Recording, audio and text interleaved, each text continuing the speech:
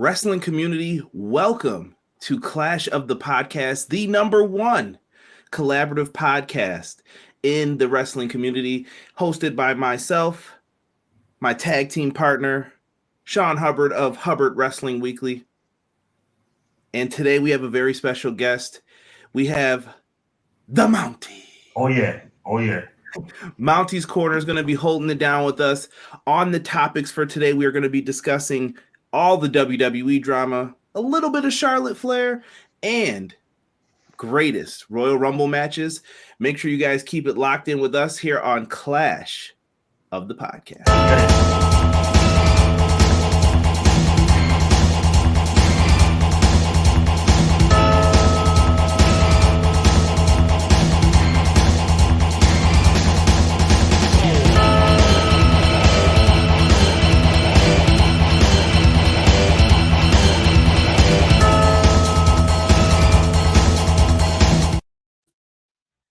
First and foremost, I wanted to get this out here. Happy Martin Luther King Jr. Day. Very important to remember why people are off today. Some people just see things as a free day off and things are just happening that way. Just a little bit of a moment of silence to be happy that we live in the world that we live in today and that it's just truly different than the way it was before. Just wanted to get that out the way and say that. Sean, how are you, brother? I'm doing good. I just wanted to, first of all, to my tag team partner, my brother Conrad, to my brother Mountie, welcome to our show. We're so happy and blessed to have you. I just want to take 3 minutes to, talk about 3 minutes or less to talk about my feelings on Reverend Dr. Martin Luther King Jr. It's such an important thing and something that is very prevalent and important to me, not only as a Black man, but as a human. And also there's family ties there as well. My grandfather, the late, great Herman V. Bailey, actually marched with Dr. King on the March on Washington. He was in that line of men and women that actually were there that day.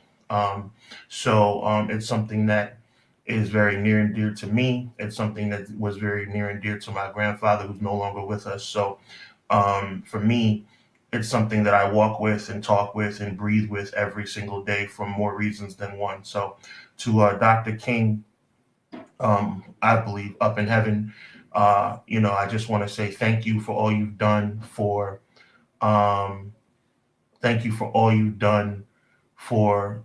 people, my people, humanity in general, and your legacy will never, ever be tainted or forgotten. You are truly an amazing man, and I salute you on this day. Mountie. Now, some of you have seen us collaborate with Mountie before. This is going to be on a little bit of a different platform, but Mountie, welcome, good sir. Talk to the people. Let them know where they can find you and get all your stuff to get this out the way, because we're going to get into some deep conversation today. Like we normally do. Deeper than what I just said? There's no deeper than that. No, I'm just playing. Go ahead. Absolutely not. No, 100%. I mean, I love how real it gets on these podcasts. First of all, I'm super excited. And if I could just, take a second and just echo exactly what, Mr. Hubbard, my brother, just mentioned. I mean, that you could make a strong case and argument that without the work that Martin Luther King did, that we wouldn't even be talking right now. I mean, in some cases, right? And that's a sad thing, but at the same time, it's a wonderful thing, right? I remember when I want to say maybe in high school, I watched this kind of like a cartoon, like educational children sort of movie, and it was called Our Friend Martin. And I don't know if you guys ever seen that. I would recommend watching. I just discovered this today. Yeah, dude, I watched it. Like my uncle, and shout out to him because he was the one that like made me a copy of it. He would just make me copies of movies because I didn't have cable growing up. I know, shocking, right? Like wrestling fan, not have cable. What, But I watched that, and oh man, I gotta say, like that was one of the most moving, even though it was a cartoon and children like mini series, educational film, whatever. But dude, like that was like so eye-opening for me. Not that I like necessarily needed it, because I always had a very good head on my shoulders when it came to, you know, the world, let's put it that way. And but it was just I was very grateful to like to actually witness watching that and learning and understanding history and the importance of what he did for society, for his race, everything. So hats off to him, and God bless. Well said. On a lighter note, I got to tell you guys, I haven't tuned into your podcast from beginning to end. I was more like on the middle to end. So I was like thrown off just now by your little intro. I mean, I'm like, whoa, this is the big time here. So I gotta say it. That is sick. That is really sick. I loved it. You know, the intro, the music, the effects. Hey man, this is like, if I wasn't nervous before, I definitely am now. Mountie's YouTube channel is in the description box below, along with all of our channel links and all those other goodies. Leave us 5 stars, like the video. You guys know all that stuff that we always say. Leave us a comment if you listen, whether it's after the fact or during. They're all appreciated. But Mountie, you were featured on WWE.com for reactions a few times, haven't you been? Yeah, I was. It's been a few years since those. I could say it twice. You know, it happened, I think, 2 times. Man, that was a wild ride. Like, got reached out from somebody in, I don't know if it was HR or what, but they reached out to me personally, to my YouTube channel email, and they're like, hey, like, can we use like a snippet of your reaction video? The first one was when Jinder Mahal won the championship. That was when my channel was just starting. I think I was about 6 months in, something like that. And I was like, absolutely. Of course, I asked the question, like, do I get any money? You know, but the answer was no. But the reality was, it was unbelievable to actually, like, you know, wake up the next morning. One of my subscribers pinged me, and I got a notification saying, I just saw you on, I think it was called Bring It to the Table. It was like the show for WWE Network with Paul Rosenberg? Yes, Rosenberg. Thank you. And I was like, what? Like, I didn't know how they were going to advertise this or show me. And then sure enough, I go and I watched the most recent one. And then I filmed my reaction of my reaction as I was watching it for the first time. And I was like, I get goosebumps thinking about it. And then the second time was when both Jinder Mahal related, believe it or not. Great Khali made his epic return in the Punjabi prison match when it was Orton and Jinder Mahal, I think. And I had a reaction video for that one too, and they wanted to use it. And then finally, the third thing that they used, but they didn't ask me for this one, but it doesn't matter because I tagged him in the post. I had a Daniel Bryan shirt when he made his big triumphant return from injury, that big emotional one. And I just tagged like I was wearing the shirt, and then they actually featured my photo on the WWE shop. So that was sick. But yeah, man, I gotta get back more into that game. But it was, man, what a wild ride that was. And you know, you can make that case that like a lot of us kind of met in a sense through those reaction videos, because technically I met Malik, Narcolepsy Boy 94. For those of you who don't know, that we collab with him on his channel. I met Malik, and then by association, technically, I think I met maybe Conrad or maybe Sean. Either way, like, it all came full circle, and I'm so happy to be here today and to talk about these awesome topics. So thanks, boys. We got a lot going on in the chat. I'm going to give some quick shout outs. Joel says he's excited for the matchup here with Great Muta coming up this Sunday. Yes, you guys can watch that live on Fight TV. Collaboration with Noah. A great way to get introduced to some of the great talents in Noah. This will be live on Fight TV. You're going to get to see Sting, Darby Allin, and the Great Muta in a trios match. So that should be a lot of fun. Once again, order it live on Fight. I'll be watching. I'm sure the wrestling community is going to be watching as well. Definitely going to be a good one for everyone to check out. Also, B-Boy Skyline, what's good? Welcome. Matt Lopez says, good evening, everyone. Hey, yo, what's good, Doug? I see you. Lady Kenzie in the chat saying, hey. Hello, Lady Kenzie. How are you? Mr. Pro Wrestling 1, I see you with your Bullet Club stuff on. Damon McKinney says, yo, I'm here to talk wrestling and ask if anyone's heard from Anna Jay since Friday. I hope she's all right. That was a rough bump. That was. Yes. And I see people were talking when we were mentioning MLK, and there is no judgment here, Lady Kenzie. Welcome. I am from Canada. Absolutely. Yes. So yes. I'm actually from Montreal, Quebec, Canada, home of Sami Zayn and Kevin Owens. Close enough anyway. He's in Quebec, but either way.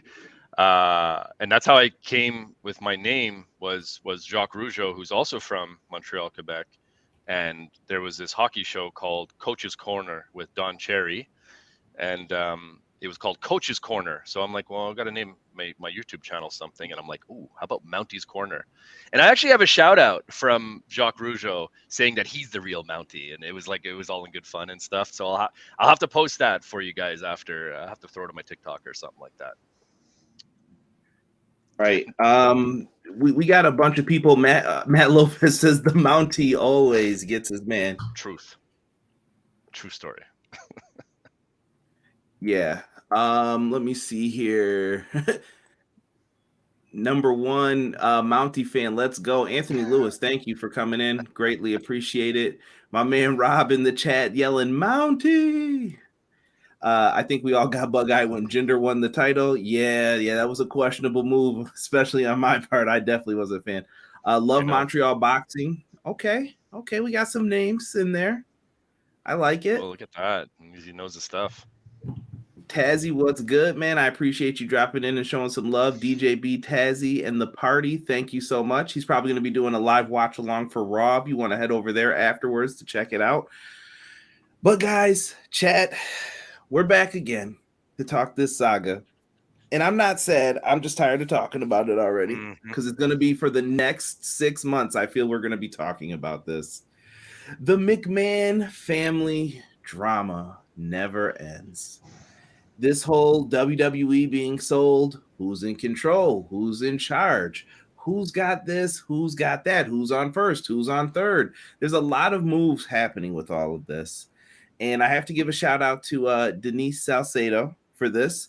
We have a timeline here, boys, to remind us of everything that has been going on for the last couple weeks. This is absolute insanity when you look at this thing.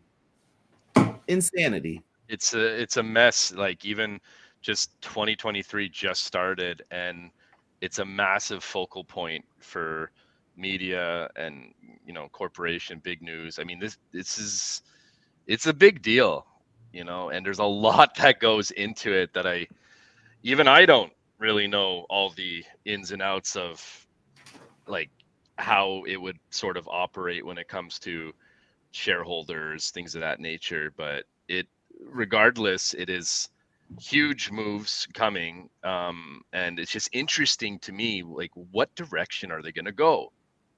I don't know. Yeah, everybody was going crazy when the rumors were brought up about the selling going on. So I've kind of stated my thoughts on this already. For last week we talked about it a little bit, but I want to defer to I guess let's get your overall thoughts, and then we'll get into the Stephanie McMahon with all of us. We'll pick up from that part of the story. Yeah. Well, I think as a fan growing up watching this, I think I knew that maybe this day would come, but I wasn't sure. Like I always thought that, and I still kind of believe that it's going to somehow stay within the family, right? I couldn't see another organization technically owning them unless they still give them like the rights to manage it the way they want and so on and so forth. Like, I find it hard to believe seeing Vince McMahon working for somebody else, especially this late in his life. It probably is not going to happen. You know what I mean? So, like, I know that some people, and there's a lot of rumors, strong, good, credible rumors of like this merger between AEW and WWE, which, if you guys remember, well, at least Sean was there. I don't think Conrad was, but I went on this whole thing on how that should happen because, man, like, think about all the great matches, and like from a creative standpoint, I feel like it would be super exciting in a wrestling fan's perspective to have different like home field advantages and different arenas, like that ECW one night stand feeling, but like times 10. And I believe that although on paper that sounds like such a friggin' amazing imagination sort of pipe dream, I think that there's a lot that goes into that.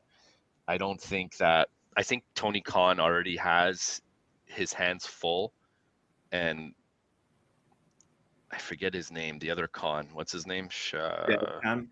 Sorry? Shad Khan? Yes. His dad? Yes, his dad. Like, I mean, he has to see that he already has his hands full. And although, like, from an AEW mark or a wrestling fan standpoint, yeah, it sounds great on paper. But if you really look at like all the logistics behind it, and like WWE is so big. So it's like taking over and just, yeah, okay, well, we run this too now. It's like, realistically, come on. It's, like, it's tough. So the only way I could see that happening is literally like if Khan says to McMahon, hey, okay, here's X amount of billions of dollars, but you still have rights to everything and you could still do everything that you want. And that's the only way I could see that one playing out. What do you guys think on that?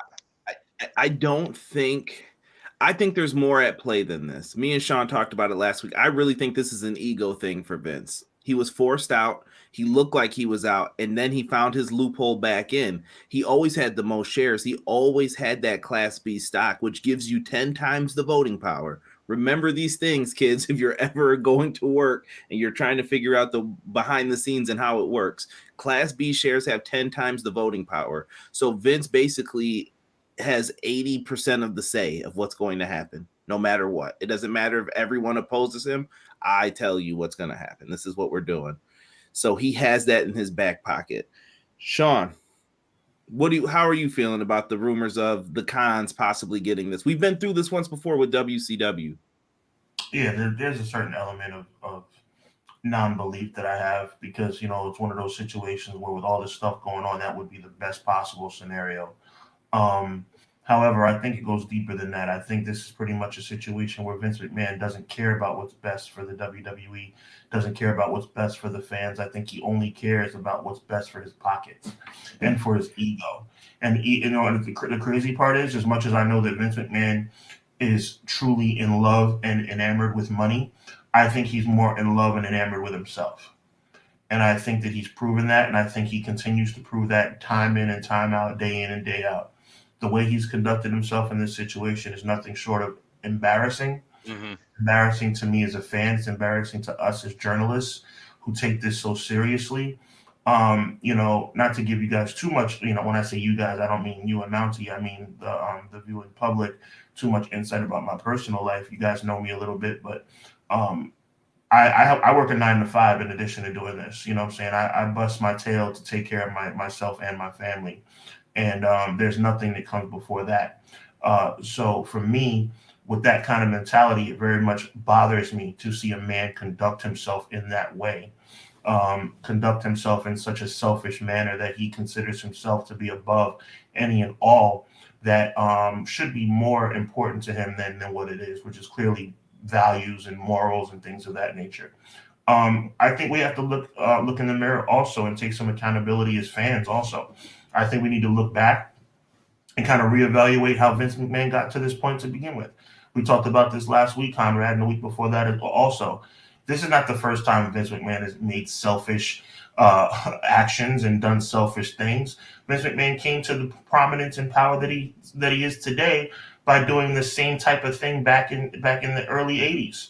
He promised his father, Vincent James McMahon, that he wouldn't conduct business in a nasty way. He wouldn't take territories away. And as soon as he got the green light and got that pen to paper, he started making moves just like that. And he's doing the same thing 30 years later. So I'm not surprised. I'm saddened by it. I don't know Vince McMahon personally. I wish I could have a conversation with him and really get an idea of what exactly he's thinking, because from the outside looking in, it looks like no more than a selfish, indulgent power play. You got a lot of the chat feeling you, Sean, on your comments here. Yeah. Mountie, feel free, jump in, man. Yeah, like I totally agree with what Sean's saying. Like,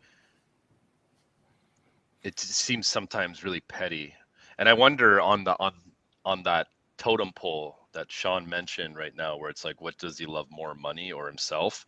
I wonder where WWE falls in that category, because technically, from like a narcissist standpoint, he built this from from the ground up in its own respect, because of the entertainment, because of the collaboration with the other territories, and how he built that and made it for what it is. Me as a man, personally, it's like, I understand that it's hard to let go of that. Especially like for me personally, I have sometimes a hard time asking somebody else to do something for me, because like I sometimes feel like if I do it, it'll get done properly. And I know that's not right. I'm working on it. But this guy has that on like level, Dragon Ball Z 6 million or whatever, you know what I mean? Like, it's just like, yeah, dude, like, so none of his actions completely surprise me in the least bit, because I think it's clear as day that he wants to kind of send a message that, like, without me, this is nothing kind of deal. It's like, essentially, to some degree, it's like that WCW, like, or that NWO when he inserted the lethal dose of poison, lethal dose of poison to eat. I'm gonna kill my own creation or whatever. I'm not gonna let it kill my own. I'm gonna do it. It's almost like he's kind of taking that to real life. That clip is going viral, by the way. Again, from back in the 2002 NWO invasion thing. That clip that you're talking about, Mountie, has gone viral because of everything that's going on now. Bro, it's really tough. The Stephanie resignation, like, without knowing a lot of the details, at first I was like, whoa, that's like a big deal. Like it's a massive deal. Like, this is all she's done. You know what I mean? And for her to, like, I mean, there's a lot of different, it's not just like walking away from something that you've done your whole life. It's like family owned business, always under the shadow of her father. Her husband is still in the game, and is still in the game. Just realized what I said there. But like, there's a lot of moving parts when it comes to like wrestling, and just kind of like, for the impact that she's done and that she continues to make, it's really like, that was really surprising. And then when I found out about, what we thought was like the finalization of like Saudi Arabia government buying WWE, and I was like, okay, well, now this makes sense, from a woman's standpoint. Like, he's kind of undoing a lot of the work that she has done for X amount of years. So, but at the same time, I was like, well, how did, like, in this day and age, how did nobody like know, like, leading up to that sale? Like, how come it's just like all of a sudden it's done? Like, no, there's something weird there. These kind of things don't happen literally overnight. Like, they don't. And that's kind of what happened. People were waking up the morning of and freaking out in NXT and whatever, and they were like, whoa, what? And rightfully so, because it did seem real. Like these came from credible sources. I'm trying to remember who it was, but I think, yeah, like I think the guy worked with like Bodyslam.net was the first one I saw like kind of reported, and it was the but Zone, right, as well, I think. yeah, Steve M from the Zone, and he ended up deleting a bunch of the stuff. But in my mind, this is why I told everyone I could have got on and went live instantly, but I didn't because I didn't fully trust it yet. Because a deal like that doesn't get done in the snap of a finger. Like you can't just make that happen. Do you know how many accountants are going to want to go through this? They're going to want to look at every single detail. They're going to want to say, you need to cut some people. We need to save some money on this, blah, blah, blah. Both sides. Okay, we can meet in the middle here. This is what we think this is worth. It's just too odd for some of it. I think the weird thing is that nobody knew what the long-term plan was on Vince McMahon's part. Like nobody, it seems like nobody knows what's going on and who's really running this. But maybe this is Vince changes his mind. We've heard that creatively, even at the drop of a dime, the WrestleMania main event might change. He may say, you know what, let's make it a triple threat instead. That'll be the better move. Let's make that move happen. He does a lot. And for those who have been living under the wrestling rock, here is the letter that Stephanie McMahon put up for the WWE Universe. I'm not going to read it because it's really a fluff piece, truthfully speaking. You can read it. It's corporate speak. She quit. 100%. I mean, it's the official resignation, but she quit. How did you go from taking a leave of absence? You were still going to be on the board, and now your father's back, and you're like, nothing's going to change in management. You told all the talent that. It's okay, everybody. Yahoo! Trust us, we're going to be doing the right thing. And then 3 days later, you're gone. Like that Tuesday, I'm out. Peace. I'm done with this. And now Triple H is doing the soldier speech, but he's at least put things can change, guys. So just be prepared. I'm still in charge. Things can change. And I don't know what that's going to mean for the rest of the company. I also have thoughts on that too, because we don't really know. I mean, at least I don't know where he stands with everything because there's so many different variables. But let's be honest. McMahon, stepped down. We all know why, right? And then Hunter came in, take over. And was that going to be like a temporary stint just to sort of mull things over for a bit until the smoke cleared, so to speak? And then, I mean, I wouldn't put it past him, right? And because how's he feeling too, right? Because it did seem like rather quick from his like heart, he had heart surgery, was it not? So it's like, where was he just doing them a favor? Like there's so many different variables here. Where does Hunter fall in this going forward, And like you said, a lot of it's corporate fluff. Even the shit that we're reading, right? I'm sorry. Maybe there's no, swearing on this. Just rock with it, bro. Just keep flowing. Hey, you invited me, all right? Just joking. But even like the stuff that we see, it's never really like what is really going on. It's filtered. It's watered down jargon, vanilla crap that they have to say to the media, to the fans, blah blah blah. And there's always that like element of uncertainty that they throw. Oh, anything can change, and that way if things change, they'll be like, well, we told you, like stuff like that. Like, so it's like, well, what's really being said and what is real and what's not?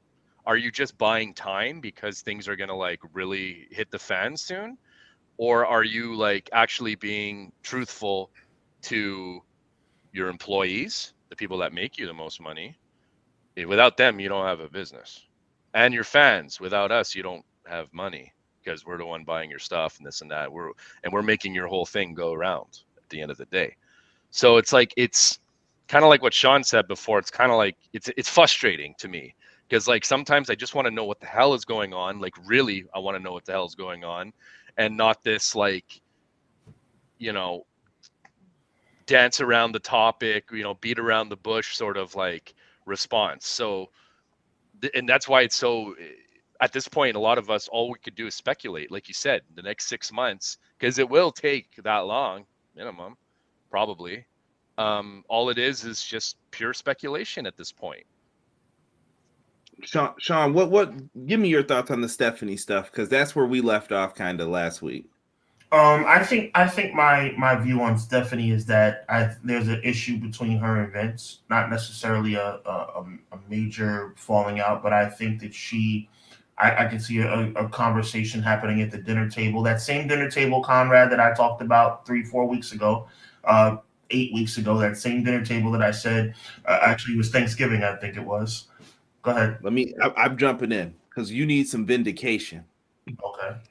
Did Sean not say last week that you mean to tell me you don't think Triple H is talking to this man? And he has confirmed now. Oh, yeah, I've been talking to Vince. You know, Vince will come in and give some suggestions. I still have final say. What happened to those 15-minute matches we were getting on Raw in the beginning? What happened? I appreciate that. I don't do this, I don't do this stuff to be right, because half the time I say things, I hope I'm wrong. And I hoped I was wrong, but I knew in my spirit that I was right, because this is just how they operate. So thank you for that, my brother. I appreciate that. The bottom line is they're just going to continue doing this ring around the rosy posturing bullcrap. And for me, you look at it for what it is and you say, okay, Stephanie resigned. Well, you know what? Perhaps Stephanie said, Dad, I don't think it's a good idea for you to come back. And perhaps Vince said, if you don't like it, then you can take your ball and you can go home. And maybe she picked up her ball and she went home. The crazy part is, so I get corporate speak. They did say that. They voted unanimously, no, you should not come back.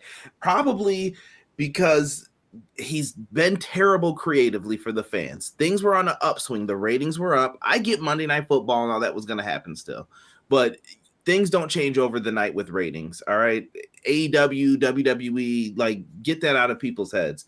Things were on the upswing, and then all of a sudden, here comes Vinny. And they probably knew before they even got the letters, I'm coming back. I'm coming back. I don't care. I do what I want. No one can tell a rich dude like that what to do, because he's always been told yes, and he's always been able to do what he wants. It's kind of like what Mountie said. How is this dude going to give this to someone and take orders? But in my mind too, Comcast and Fox, they've been giving him orders since the beginning. That's what wrestling really is. Yes, Vince owns it and Vince has the say of what happens, but these guys are telling him what to do. Like, I want a champion on this show that's going to bring up the ratings, because that's why we gave you all this money for the TV deal. So he's always had to answer to someone. It'll just be different, you know? Yeah. I just think they should figure out what they're doing in a way that's a little bit more respectful and not insulting the fans' intelligence. Oh, well, I'm resigning because I just randomly out of nowhere I've decided to resign. Like, nobody in their right mind would believe some garbage like that. The timing was just comically bad. I mean, comically bad. Vince announces his return and Stephanie retires. Are you kidding me? We're supposed to believe that was organic? Kiss my butt, man. That's a bunch of garbage. That's not even close to being... That's not even... What's the word I'm looking for? That's not even clever. A 4-year-old could figure that out. That's ridiculous. So I don't know. And it just takes us right back. I mean, Monday Night Raw has become must-sleep TV. And we were doing so well. Like, how do you just... I don't understand it, man. And Stephanie seemed like his A1. Like, this is where my mind keeps going. Shane McMahon left this dude for a reason. Twice. Actually, probably 3 technically now. Yeah, 3 And by the way, hold on. I got to put myself back on camera. Did you guys see how much money Shane McMahon got paid for that Royal Rumble last year? That horrible. Yeah, I did not get the amount. I heard it was a lot, but it was under $1 million. I'll leave it at that. I don't want to put his business out there for what the rumors are, but under $1 million to book that crappy Royal Rumble. He was living large, and then they got rid of him after. But why did Shane leave? It just makes you wonder. You know what I mean? The family's got all their history is out now. Vince ain't with Linda. Vince is out doing what he's got to do. Linda's doing what she's got to do. Shane's just doing whatever, and now Stephanie's out. She's not dealing with it. I have a lot of concerns for what's going to happen, though, like with this company after all is said and done. None of us know the truth, the 100% truth, obviously. The way it has been described to us, and you guys can agree or disagree according to what you guys believe. It's always been the narrative or the perception that Shane was the good child, Stephanie was the brat, Linda was the docile, taking advantage of wife, and Vince was the tyrant, boss, crazy person, right? Well, I'll tell you, know what's crazy? I don't know if he's talking storyline or real life right now. I'll tell you this. It doesn't seem so far off. The only thing in my mind that are question marks is Stephanie's true character and Shane's true character. I think Linda pretty much played herself on television, and I think Vince McMahon has pretty much played himself on television. Now, is Shane McMahon at home an undercutting, backstabbing weasel? I don't know. And is Stephanie a nasty bitch type female? I don't know. But you know, it wouldn't surprise me if perhaps maybe Stephanie's the person who said, you know what, Dad, you're wrong. And that's what led her to resign. Because at the end of the day, her resigning for any other reason makes no sense. No. Maybe all three of the family members that are now disconnected from the company were just tired of it. You know what I mean? Like Shane did it in 2007. That was a long time ago. And then he didn't show up for years until they needed him for that WrestleMania match when Vince needed something to get the energy up. Mountie, jump in, bro. I see you want to say something. Yeah, like I it's kind of like that show Succession where, you know, the kids, like, you know, who's going to take over and this and that. And I think in fairness, like, I believe that it's easier for Shane to do what he did because, you know, the sister was there. You know what I mean? I feel like Steph, you know, did this in a sense maybe because she knew it was really going to hurt her father. Like there's clearly something going on because finally she was the one who's always kind of been there in a sense.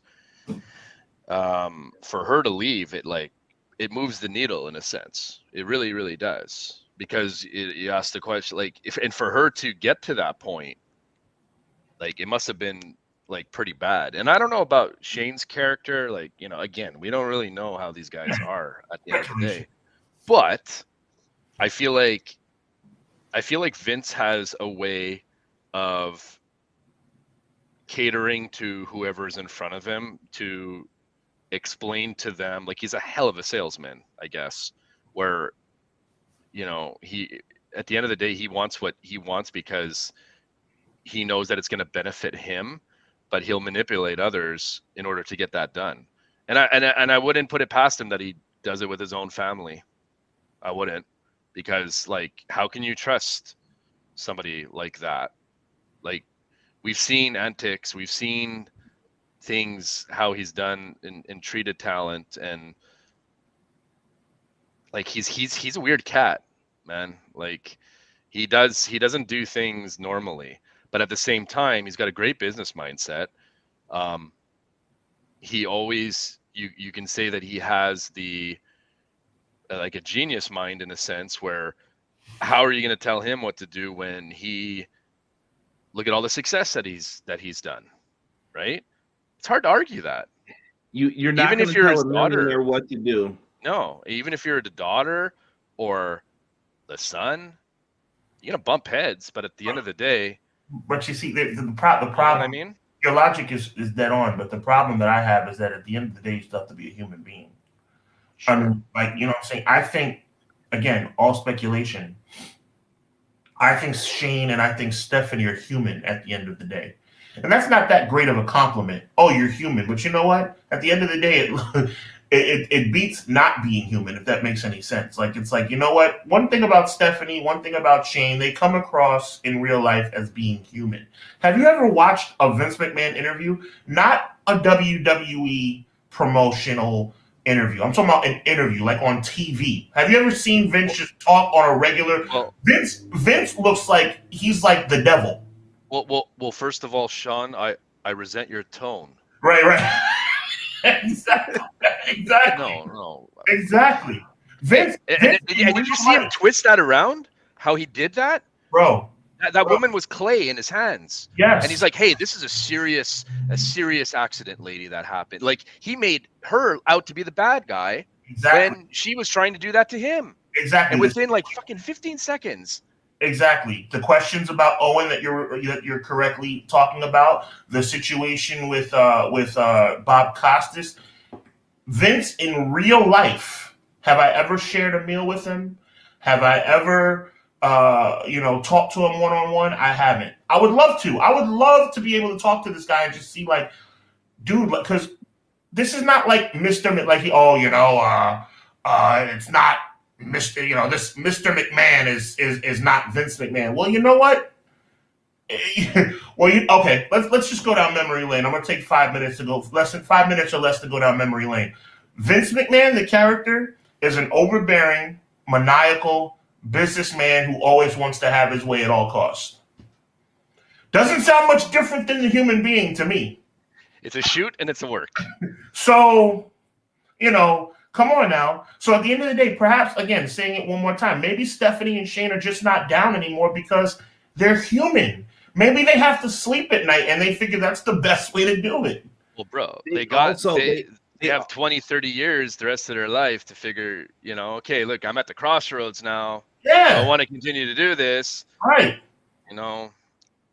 Sorry, not Conrad. even that, but no. I was going to say, think about, I see a lot of people say this too, and I want to correct people real quick. They always say, oh, Vince was given this company.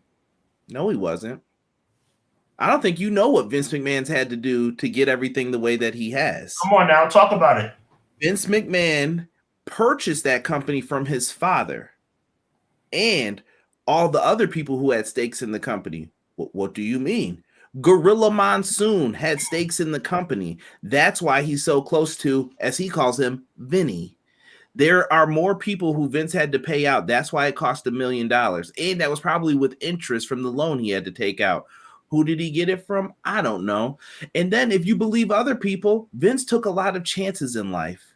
Evel Knievel. Did you know Vince McMahon put a big amount of money on it and Evel Knievel didn't do the stunt properly and he lost everything and that's why he went bankrupt? Vince McMahon's been through some stuff. He knows. He's ruthless for that reason. This stuff made him the way he is. Right. He got to buy the company in 82 from his father. He took over. He made the WWF a big global name. He sees things from a big vision. I get that. His kids, though, were stuck. That Shane was never going to get the chance to own the company like his father did. That's every child's dream. My dad did this. Maybe I'll end up doing that. We all have thought it before. Or you're like, oh, well, maybe I'll get to take over the business one day. And I'm sure all kids who have parents who are business owners, small, big, corporate, whatever, they think that maybe that'll happen. It wasn't happening in this situation. This man is going to hold on to this and clutch it until he can't clutch it anymore. Because that's how obsessed he is with this. He enjoys it too much. It's his favorite thing, and it's the power. He doesn't know anything else. I think that's one of the biggest things with a lot of people that build something from the ground up and they have a hard time letting go. It's just my biggest fear when it came to this, even like 10, 15, 20 years ago when I was thinking about all this, like it was, he's not going to know when to let go. And like, attitude reflects leadership. No wonder fucking Undertaker keeps coming back after retiring 7 times and HBK. And, I wouldn't be surprised if Hunter got in the ring again. Let's be honest. It's wrestling, man. Ric Flair, Hogan, all these guys, they kept going. And look at the head cheese, the guy who's in charge, of course. He's like, of course, yeah, it sounds like a great idea because, I plan on keeping going until I'm dead in the grave. Like, that was my biggest fear of this was because let's be honest, guys, we're all humans. We all understand how biochemistry works, neurological system. We don't have the same decision-making skills or reaction skills or whatever when we're 30 and 40 and whatever. But like now this guy's, he's 77. Yeah. Like he's getting in and he still has the power. So he's getting into that like, fucking crazy grandpa is, breaking the TV again. You know what I'm saying? Like he's going, and I don't even think he really realizes it, but the truth of the matter is who's going to stop him? Who's going to stop him?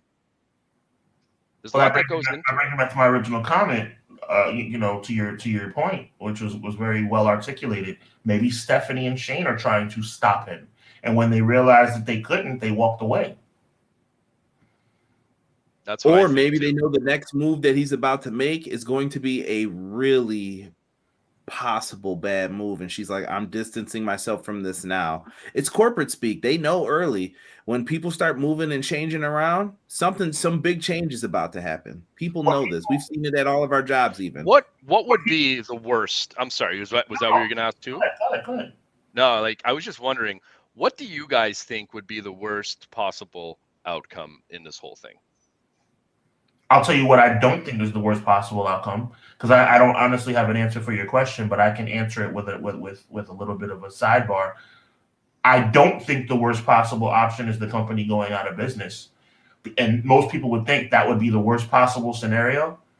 I think the company going out of business and Vince McMahon not ending up in some kind of litigation or some kind of problem legally would be a tremendous averting of disaster for him, because he's going to keep pushing the envelope, as Conrad said, and as you suggested, Mountie, and he's going to keep doing what he's doing, whatever that may be.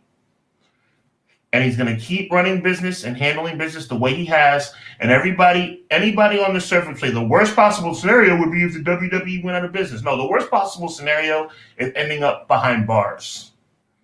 And I don't believe that Vince McMahon's work practices are on the up and up. Let me go on the record right here on my show, on our show. I have no idea nor any proof or any kind of inside information about what Vince McMahon is doing. This is strictly my opinion. But it's already been proven that Vince McMahon has done some unethical things. It's already been proven that Vince McMahon has done some things that have raised people's eyebrows and got him at least questioned and in courtrooms. So at the end of the day, I don't know what the answer is to that question, Mountie. What's the worst possible scenario? But I'll tell you what it's not. The worst possible scenario is not WWE going out of business, because the way things are going, it could be a lot worse than that. Conrad, do you have any thoughts on that?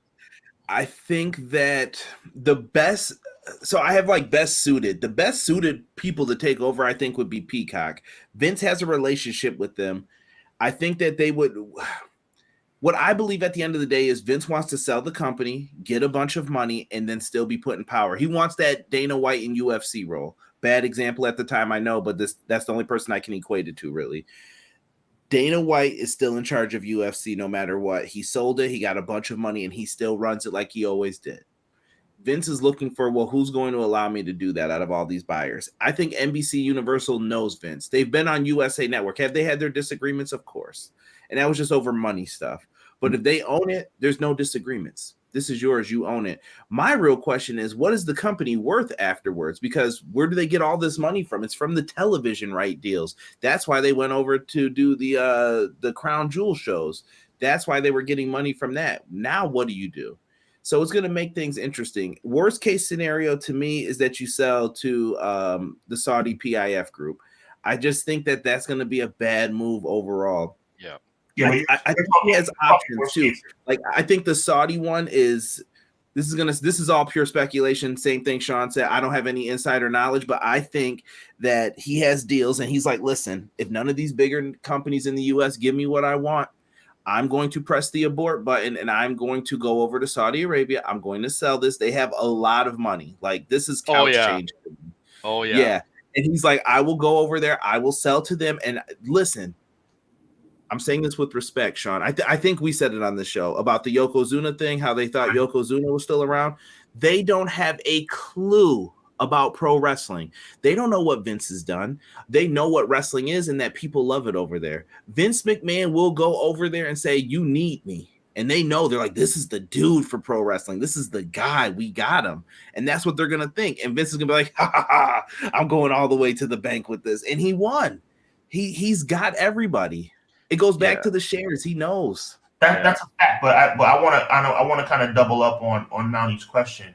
What you just answered, I think fairly accurately, is what the worst possible scenario would be from a business standpoint.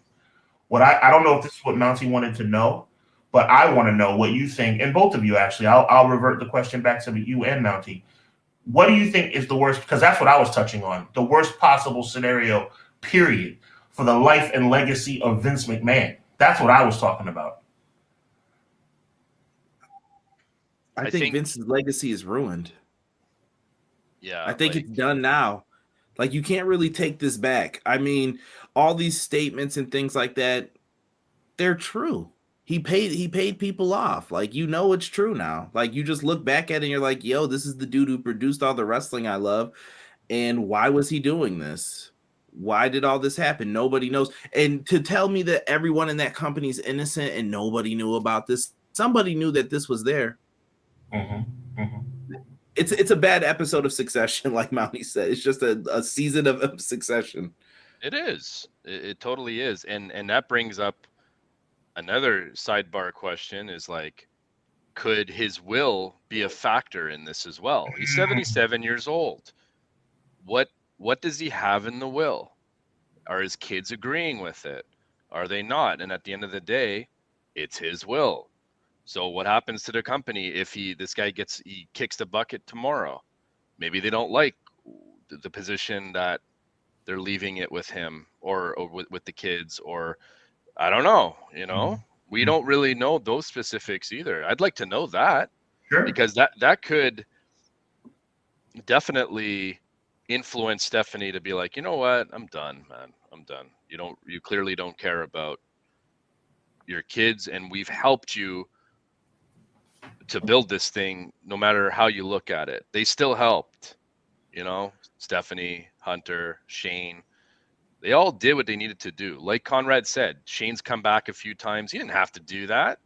He didn't have to do that at all. I think that's more of a testament of his character, that he's like, oh, I'm not gonna be like my old man. Like, you know, like. And how many more times is he gonna get to wrestle?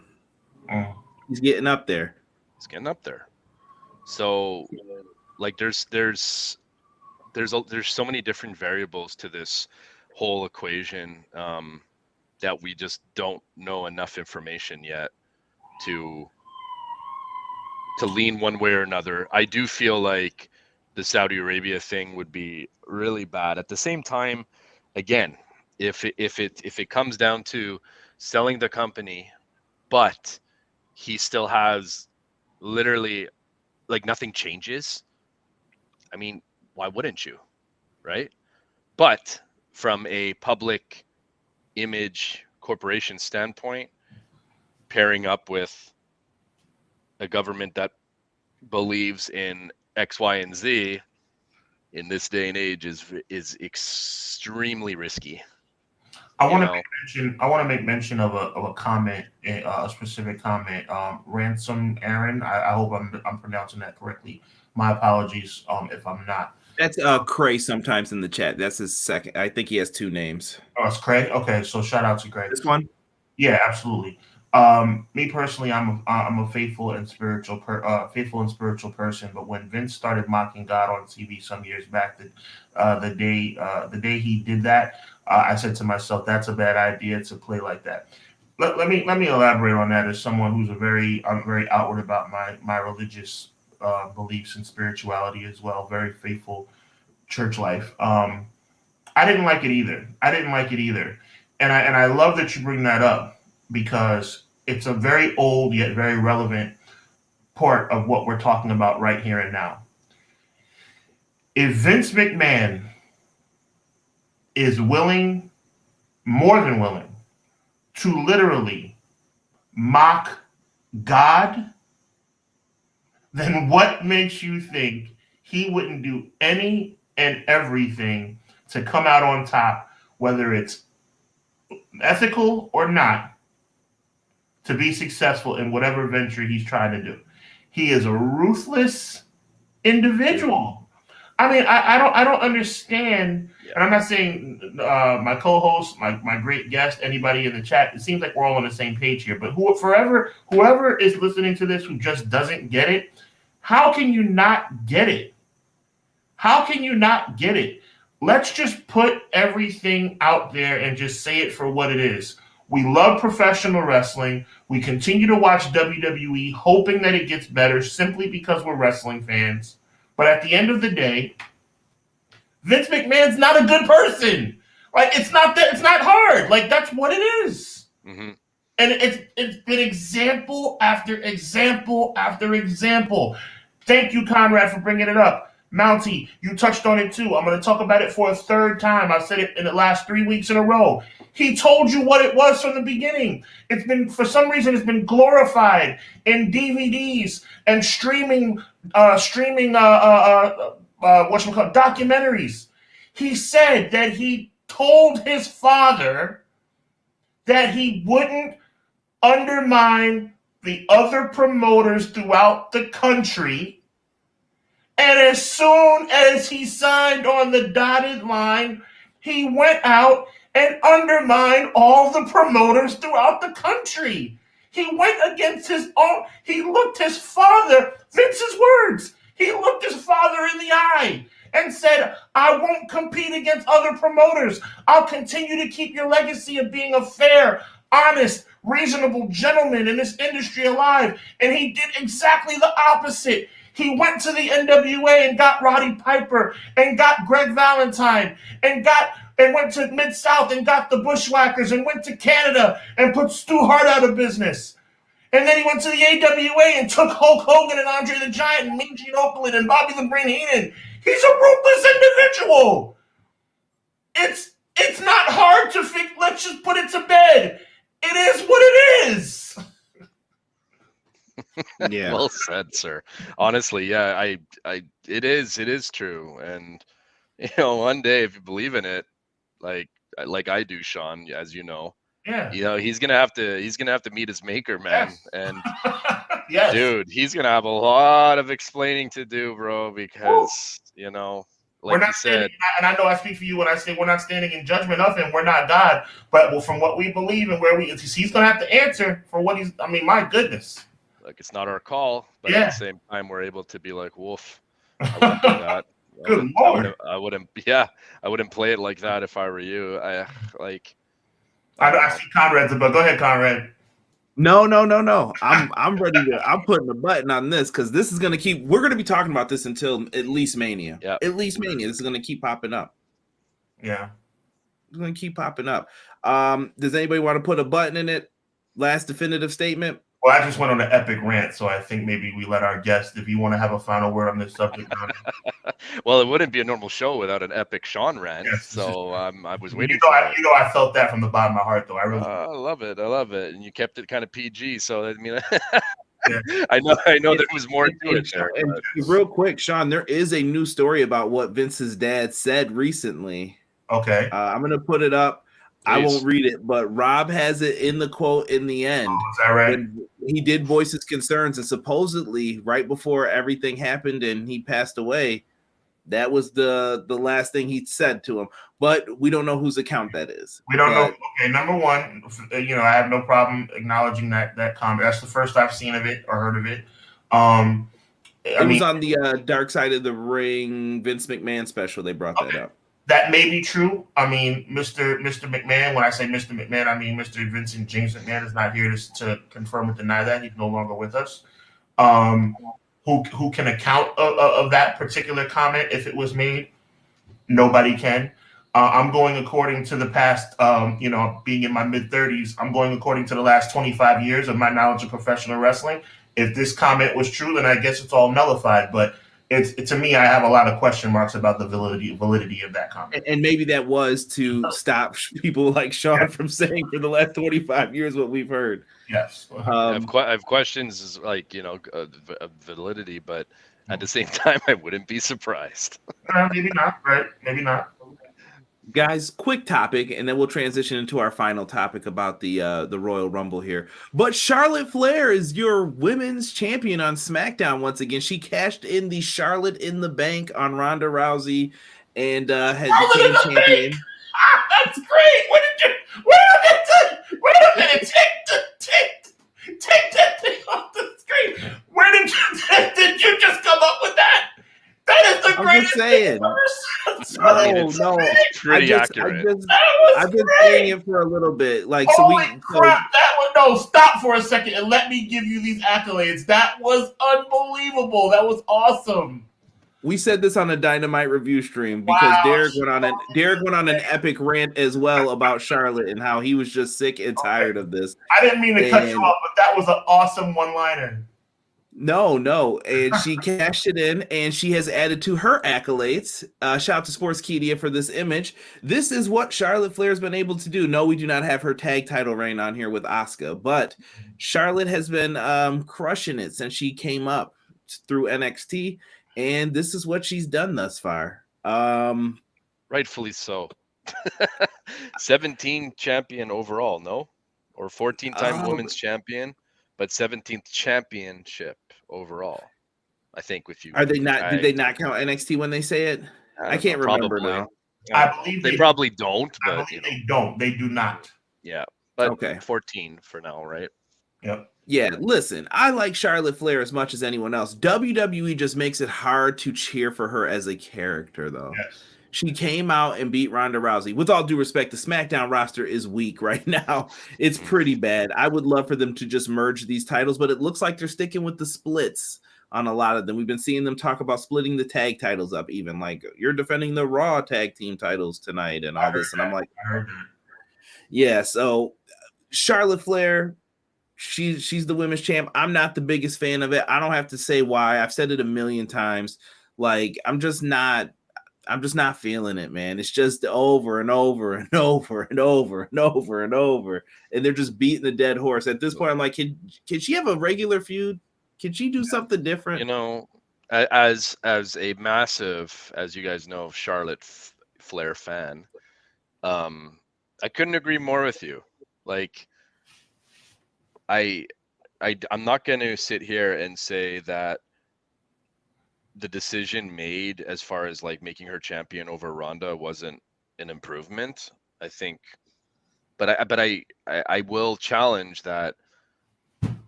Just, we've seen this movie before, you know, and it's like, way to give the audience more ammunition to not like her when she's a face, right? You know, like, I understand doing that when there's a heel. Like, you remember, like, I don't know if it was Cena. I think it was Cena. He went through some gauntlet, and then right at the end, McMahon comes out and he's like, "You got to face this man," and it was Batista, and that was when Batista was on his little like epic. I mean, Hollywood days. You know, I kind of liked it. I'm just saying, Me too. but especially at first, right? And when he came out and then he beat Cena, like, I understand why he did that, like, from a creative standpoint, angles, character building, you know, pushing the heel forward.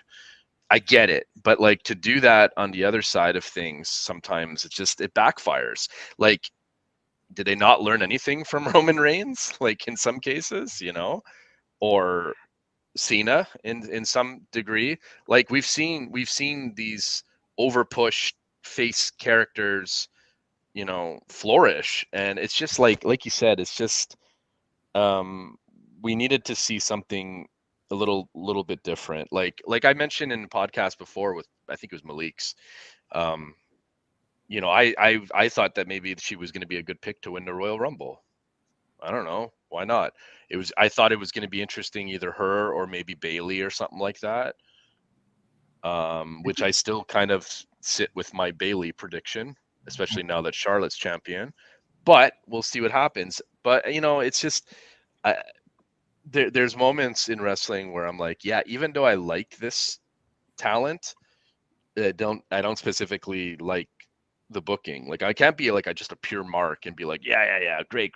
Like, no, I wouldn't be doing what I'm doing right now if I was to actually swallow that crap over and over and just be like naive to the idea that it should have been done differently and better. Right. I definitely agree that it should have been done differently and better, because, you know, that kind of stuff, to me, it just looks like a massive punishment. Like, whoa, what did you do, Ronda, backstage to deserve something like this? Like, normally that's like a massive like punishment. Like, hey, we're taking it off of you tonight. You know, that's it. And it makes her look foolish. Like, you just wrestled the match, bring it, and then you lose. Like, okay, what did you learn? Yeah, it's really stupid. I mean, to me, like, Charlotte is a tremendous athlete. The company's better with her than without her, but like you said, it just puts her in a bad spot. You're just gonna have people resent her. I mean, everybody. I've said it. You're just you're a first time guest here, Mountie. But I had kind of a running commentary that I say about returns. You know, the coach, Jonathan Coachman, when he came back to WWE a couple years ago, he got a pop when he returned. Everybody gets a pop when you return, unless your name is Emma. So, unfortunately for her. But at the end of the day, Psycho Sid. touche. But everybody gets a pop when they return. So Charlotte, obviously, people are going to be excited to see her. Plus, people are not too enamored and thrilled with Ronda Rousey right now either. So that was also kind of like a reason to cheer Charlotte Flair. But once people get back into that groove and start thinking about it again and saying, wow, Charlotte won the title her first night after being away for 6 months, it's going to start making people upset, and it's going to turn people on Charlotte. And by the time, maybe not WrestleMania, but by the time SummerSlam rolls around, Charlotte will be like, you guys don't appreciate me. You guys suck. I'm the queen. And it's going to be the same cycle once again. Yep. If she's still a face by Mania, I'll be shocked. Mania, I only say SummerSlam, Conrad, because Mania is only a couple of months away. Yeah, I don't think she makes it past. I really don't think she can make it till the February pay-per-view being a heel or a face, excuse me. Okay, maybe yeah, so. She's gonna have to turn back heel. Yeah, it fits her better, in my opinion. Oh, 100%. That's some of her best work is as a heel. That's one of the reasons why I started to like her. Out the woodwork, here comes Derek. You must have heard people calling your name when we talked about Charlotte. Cut it out. Derek, what's the vibe, brother? Derek, big shout out to Derek. Is he a Charlotte guy like me? No, he is opposite. He went on a big rant. He probably follows more of my position. I personally like Sasha out of the 4 horsewomen, or Mercedes Moné, however you want to say it. But I always say this though, depending on the category, if Sean was like, who's got the best mic skills, then my favorites go into the bottom. Like, you know what I'm saying? Like, if it starts to flip, if you're like, who's the best talker out of all of them, it's Becky, probably, in my opinion. It just changes depending on what we're talking about with them. It's Sasha Banks. Come on now, Charlotte. Best talker? Yeah. Charlotte. Come on. I see. I might give that to Becky. Becky's got the charisma. There's something about her that I'm like, okay, you can do this. Oh, I saw the face. But okay. Hang on. Best face. Okay, I'll say this: best face woman wrestler, Becky. Best heel woman talker, I think Charlotte edges her. Not by much. Most charismatic. So you're saying as a heel, I can respect that perspective. But I mean, yeah, hands down from a face perspective, yes. Most charismatic out of all 4, Sasha Banks. Yeah, I think Sasha's got the best matches too. That was part of my argument when we got into it about some of it. And you know who I think's the most consistent and all around? Bayley. Yeah, she can do anything if you just give her time and let her work at it. Mm-hmm. That's the biggest thing. You got to give her time, because sometimes at first you're like, oh, and then you're like, okay, all right, it's growing on me. She has that ability a bit. She wasn't called up with the rest of them, and this will give me some good time to promote and shill once again. If you guys do want to see Mercedes Moné make her debut outside of the WWE, New Japan Pro Wrestling Battle in the Valley. She'll be facing Kairi, the former Kairi Sane, for the IWGP Women's Championship. This is going to be big news. This event is sold out, so how can you watch it? Live on Fight TV. Go over to Fight, purchase the event. It's going to be tremendous. February 19th, 2023. We got a good lineup. They're still developing some matches on the New Japan side of things for that, so make sure you check it out. But boys, this is the one I was... Big shout out to the Fight TV crew and Joel and all their staff over there. Appreciate you guys. We love Fight TV.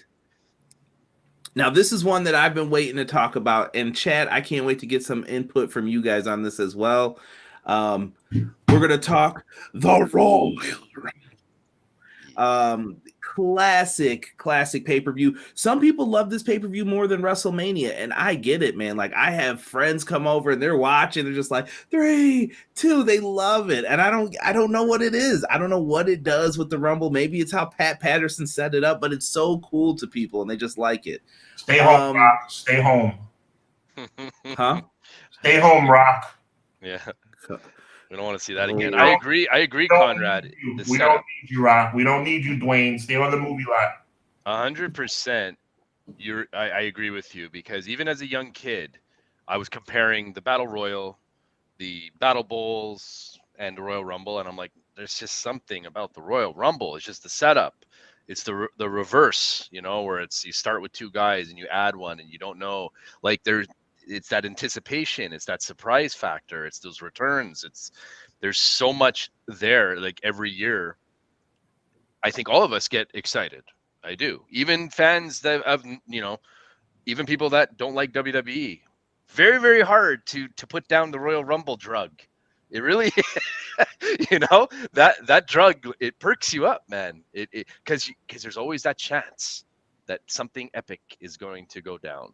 Yeah. Yes, sometimes they let us down, but sometimes they surprise us. And there has been a couple of years that it's been really good. Stay home, Rock. We don't need you. Oh, you said Rock or Brock? No, I said stay home, Rock. I want a reaction video from him as soon as it's number 30 and you hear, if you smell what the Rock is cooking. You know he's getting the pop. You just said it yourself. He's getting that pop. You know, 100%. Big pop. Conrad, you know how I feel about this. And Mountie, you're no stranger to me by any stretch. You know how I feel about The Rock. He's part of my Mount Rushmore. I'm not going to go into the long diatribe I went into last week. The Rock doing this pop-up, I think he's been very selfish with his time. I believe there's not one director in the world who he couldn't talk to and say, hey, listen, I don't care what project I'm doing. I'm going to show up to WWE once a year just to make an appearance because I love them so much and they are who made me who I am. And I can make TV shows about it, about being young Rock, but I can't show up to TV once a year to show love to the business that made me who I am. And now after another 4 or 5 year hiatus, now you want to come back and you want to be in the main event of WrestleMania? Stay home.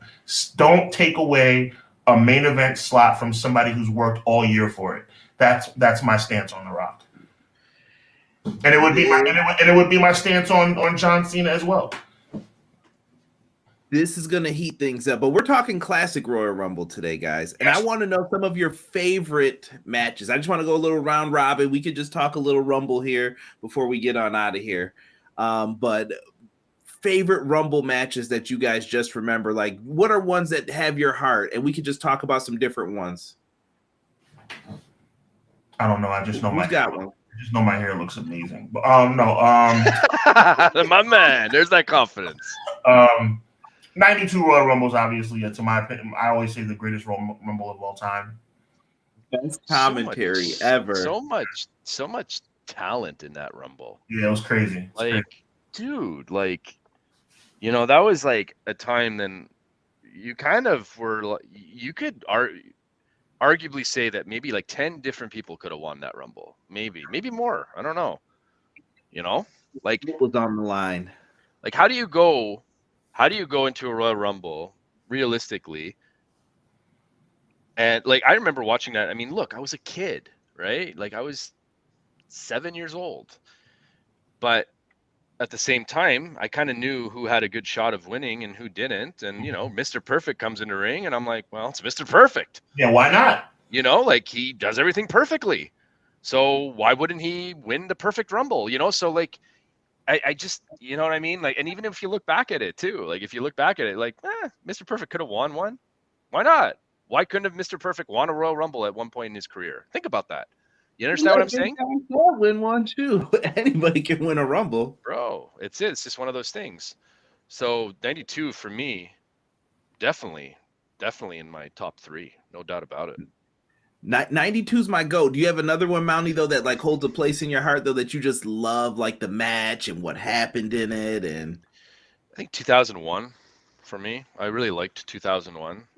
That was another good one. I mean, just that whole era was just magic, bro. I mean, you know, Kurt Angle and Stone Cold and The Rock and all these guys, like literally in their prime. And you know, you probably had like 5 different people that could have won that Rumble, like Kane, Undertaker, Stone Cold, Rock, and even Rikishi, because Rikishi was so like popular too in that era, right?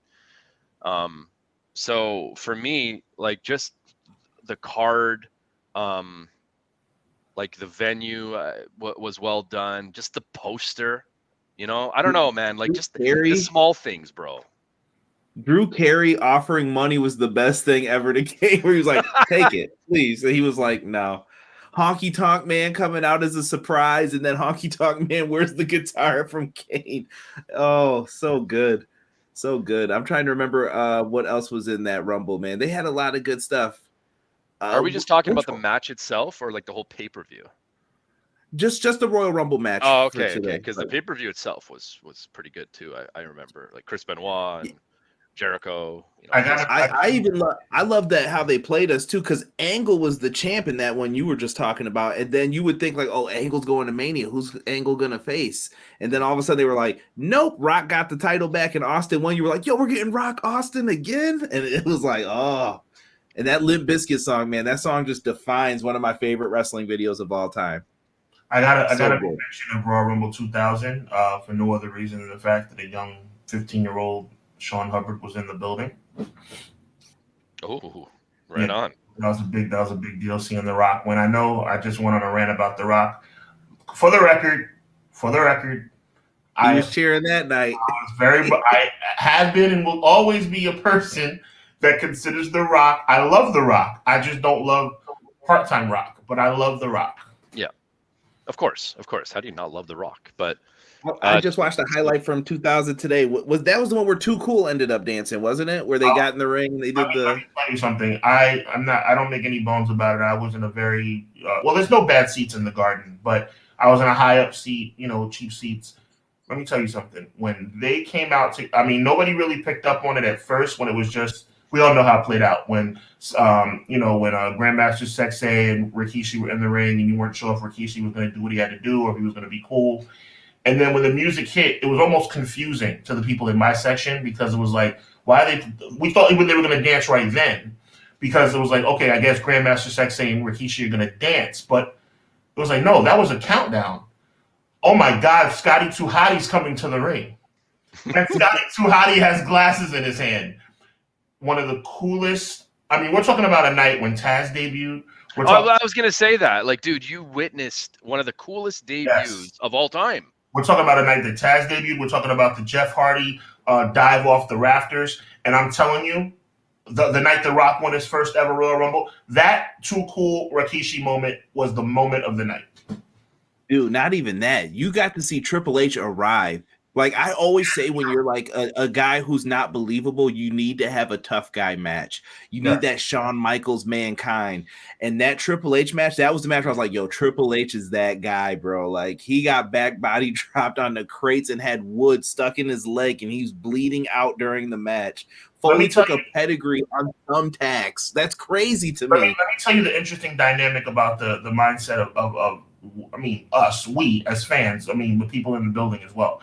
I think it was pretty much a consensus that Cactus Jack was not going to win that match, but we all thought that Triple H would be brutalized in the process. So actually what happened is exactly what we thought would happen.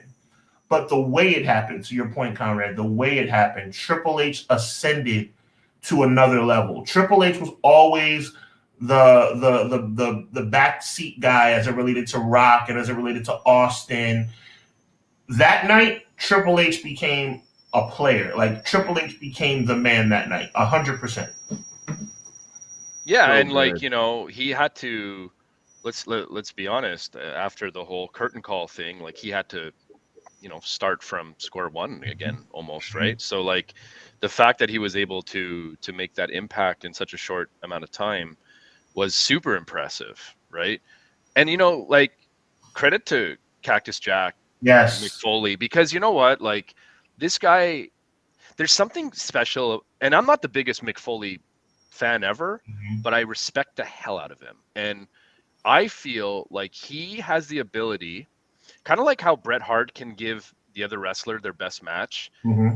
Cactus Jack has the ability to give the other wrestler their best hardcore match and go and stretch the limit and like just make them believe it or make them believe in themselves that they could do things, because there's been like wrestlers out there that their best hardcore matches were with Cactus Jack, but it's just it brings them to that next level, like Randy Orton, Triple H, these guys, like having those hardcore matches with Mick Foley, it does something, man. It just elevates them a little bit more, where us as fans kind of take them a little bit even more serious as a major player. So And I totally agree. allow me to piggyback off of that point you just articulated so beautifully. Also, how important, how talented must you be? This is for you too, Conrad, both of you guys. How talented must you be to put on an entertaining match when the whole building knows you're not going to win? That's so huge. Agreed. Nobody thought Cactus Jack was going to walk out of Royal Rumble the World Wrestling Federation champion, and we shouldn't have. It was an easy retain for Triple H on paper. We knew that. So what are you going to do to make it worth it?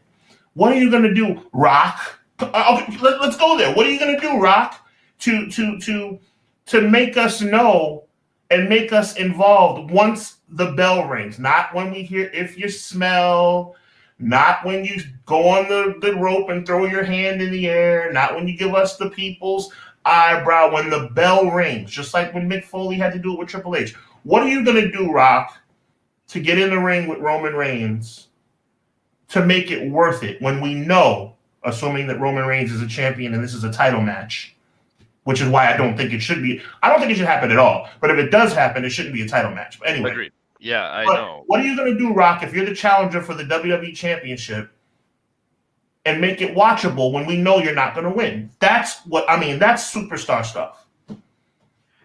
Shout out to R. Crump in the chat too, calling us the OGs, the Main Event Mafia. If you know that was our team name when we were always working together on stuff. Yes. But Conrad, touch on that for me, bro. Touch on that. So with The Rock, I think they've been making mistakes since he came back at WrestleMania 27, 28. When he wrestles, the matches, I feel like they've made Rock do more work rate stuff. And I don't want work rate Rock. It's just like when Stone Cold comes back. You know what I want? I want an Attitude Era match from them.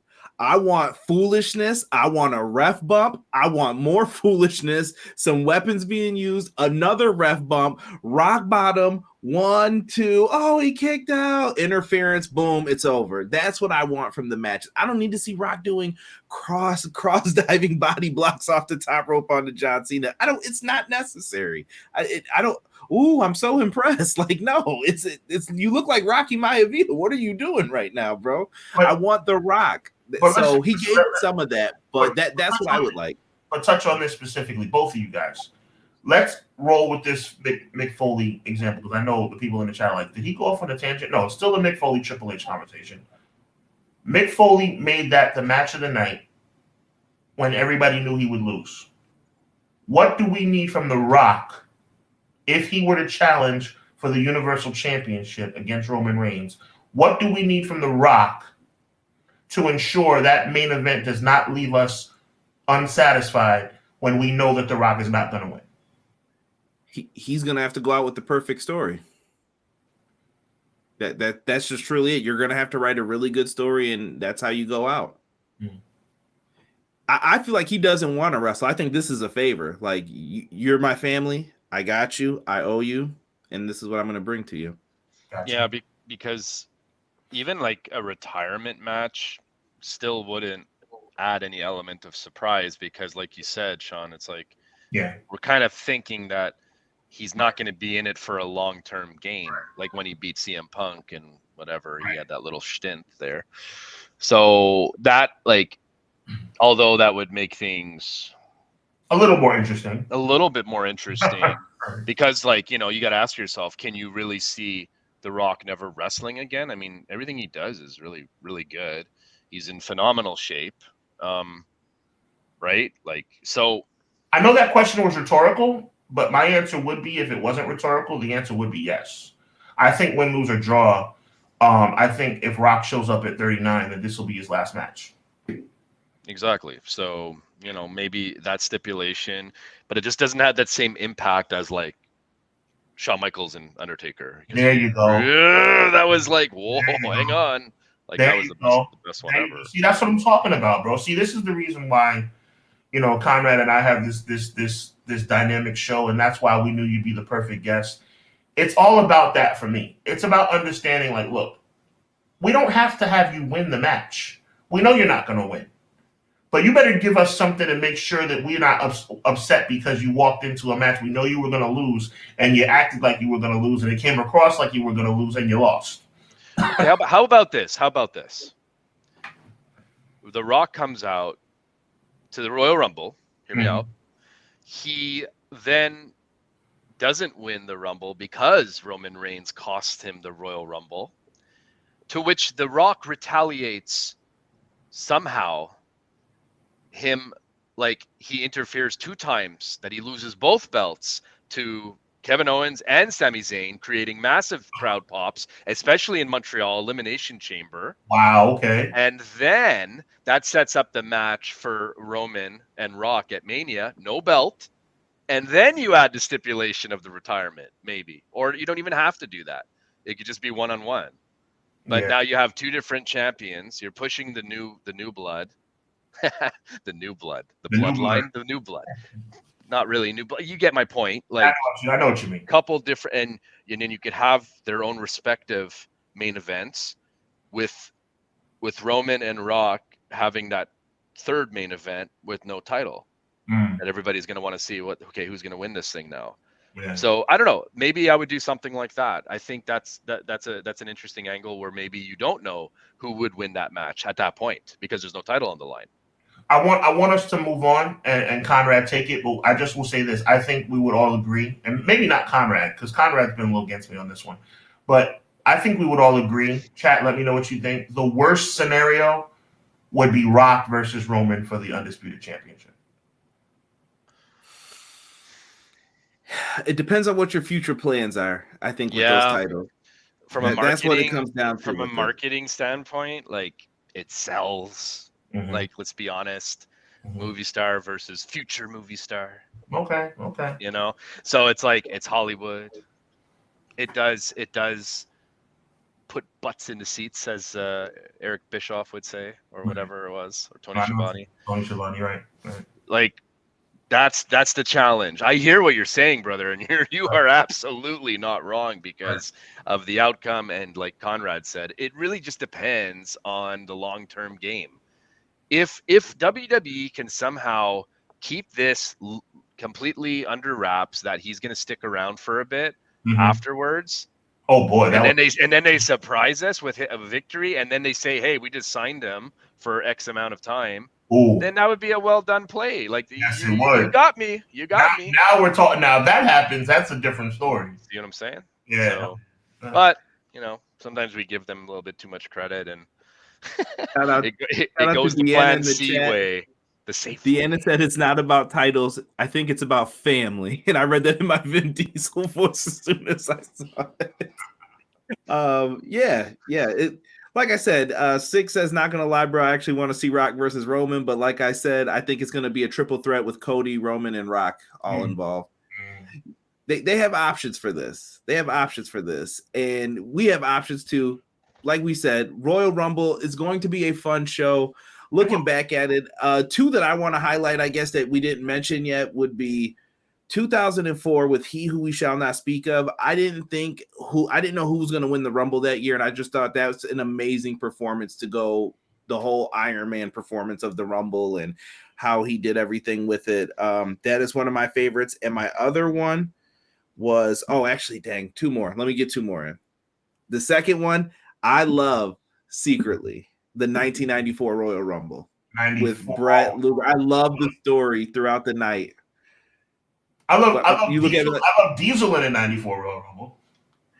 Oh, dude, you didn't love the story with Brett coming out limping? Like, you're like, look at the Hitman.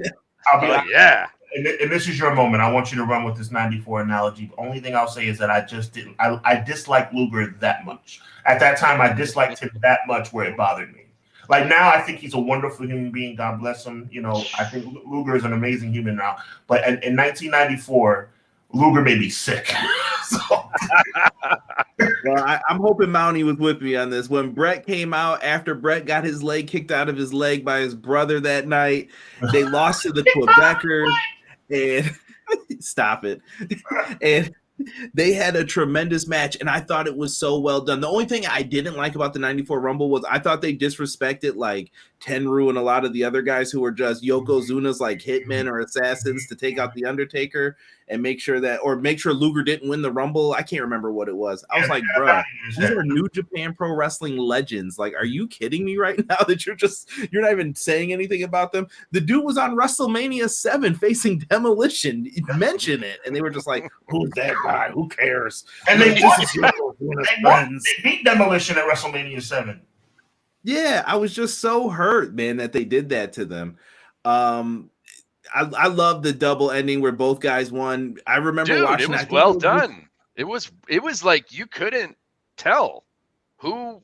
I mean, if I remember right, I haven't seen it in forever. But first of all, Bret Hart won. That's number one. Okay, Bret Hart won because Luger has longer legs. Oh, see, okay, that's interesting. But I mean, I'm saying that to be facetious. We'll have to go back to the instant replay again. I'm saying that tongue in cheek to make you guys laugh. The perfect storm about the whole thing was that they didn't have a camera on that side. Right, but did they not show the replay of both? Well, I guess they did that on purpose, right? Yeah, they did that on purpose. Yeah. Oh, look at me, huh? They worked me hard. All these years later, I still believe it. No, listen, it was awesome. They did an awesome. Look, I'll tell you one thing, and I'm sure you guys would agree. The chat would agree. Amazing job of going over. No matter how much you plan it, to be able to go over the top rope at the same time and make it work. Wow, amazing, right? Yeah, and the only other time we saw that was Batista and Cena, and that was a gaff. But what the hell? Like, talk about a perfect storm. Good Lord, what a happy accident that was. Like, they literally hit it at the same time as well. So I believe when they said that wasn't planned, I have such a hard time believing that. I'm like, I have a hard time believing it too, bro. But Conrad, I mean, Mountie, I'm sure I've heard that story 1,000 times. Everybody says it was an accident. Yeah, and McMahon tore both his quads. I'm sure he didn't want to do that. That wasn't part of the script. I don't think so. I'll do anything for WWE. That's it. That's what he probably did with this whole thing. Oh, bring me back to CEO, and he rips his both quads and he sits in the corner like this, like, come on. I've never seen someone so angry and in so much pain, probably. Like, bro. But no, that was a sick Rumble. I loved it. A lot of star power in that one as well. Shawn Michaels, and I loved Luger. I loved him. I did. Okay. I if you go in Mountie's corner, Conrad, you have like at least 2 or 3 Luger action figures and a bookmark, and I don't know. I've always liked the guy. I know, yeah. I know that his wrestling ability was a little bit subpar, but he had the look. He had something, man. I don't know what it was. He had something. Let me tell you something that makes you know that you're not totally off base and that Conrad's not totally off base. I didn't like him in the middle of the Oreo cookie. Let's put it this way. On one side of the Oreo cookie, you have the narcissist. I thought the narcissist was cool. The Made in America USA made me want to throw up every time I saw him. Okay? Agreed. But on the other side of that, total package, no problem. And I will tell you with very much hesitancy, because I don't want you to judge me, but I have to be honest with my brothers. NWO Wolfpack Lex Luger. I was a big fan. With the ponytail. Give me the Allied Powers, baby. Allied Powers. When they faced what was it, the Blue Brothers at WrestleMania 11, I was like, how the mighty have fallen in a year. Huh? He knew to get up out of there. How do you not cheer for them? British Bulldog and Lex Luger? Bro. Oh yeah, they were in shape. They were great. Underachieving. God rest the British Bulldog soul. Underachieving baby faces that never got over. Bulldog got over in '92 in front of his hometown fans. Okay, big freaking deal. I'm over in New York City. If I wrestled Roman Reigns, they'd cheer for me for 2 seconds when they realize I'm from New York. All I have to say is, from New York City, I'm going to get a pop, and then everything will go back to normal, okay? They had to give British... See, now I'm about to go on another rant. Another rant that has nothing to do with this show. See what you guys do to me? The British Bulldog, okay, got a pop that was extraordinary in 1992 at Wembley Stadium. But let me ask you a question. Why did they have to do it in Wembley Stadium? Is it because British Bulldog is from England and it just so happened he reached the culmination of his Intercontinental Championship run and it made the most sense to challenge Bret Hart in Wembley Stadium? Or is it because they would not have been able to make it work anywhere else? I think there was a lot of factors to it, though. Big number one, I really like the shows when they're over in England. Like the crowd's always fun. They're energetic. That's not what we're talking about, Conrad. But I'm countering your points. I'm countering your points. There could have been an easier way to this. All they had to do was do what they did with Lex Luger when they just randomly gave him the title for no reason and go out in the arena just to see the reaction if people would care. Test the water. Like, what the hell were they thinking? No, but listen, Conrad, tell me, yo. No, but listen, Mountie, let's hear my partner's England analogy to make it make sense that he won it in England. Bret was also ascending to the world title picture, so they had to get the title off of him there. No argument there. That's still not the point. And I'm going to move on and say WCW beating Hulk Hogan was great. He put him in that torture rack. No, chat, you guys are my witnesses. He always does this when there's a controversial subject. He always tries to move on. We're not moving on. I want to know why it had to be done in Wembley Stadium.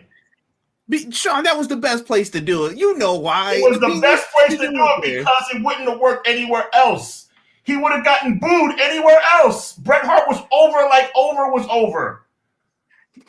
You're probably right, but I still think that Bulldog was a fun IC champ. My favorite version of British Bulldog is Bulldog with the beads in his head. I don't care what anybody says. Oh, hell yeah.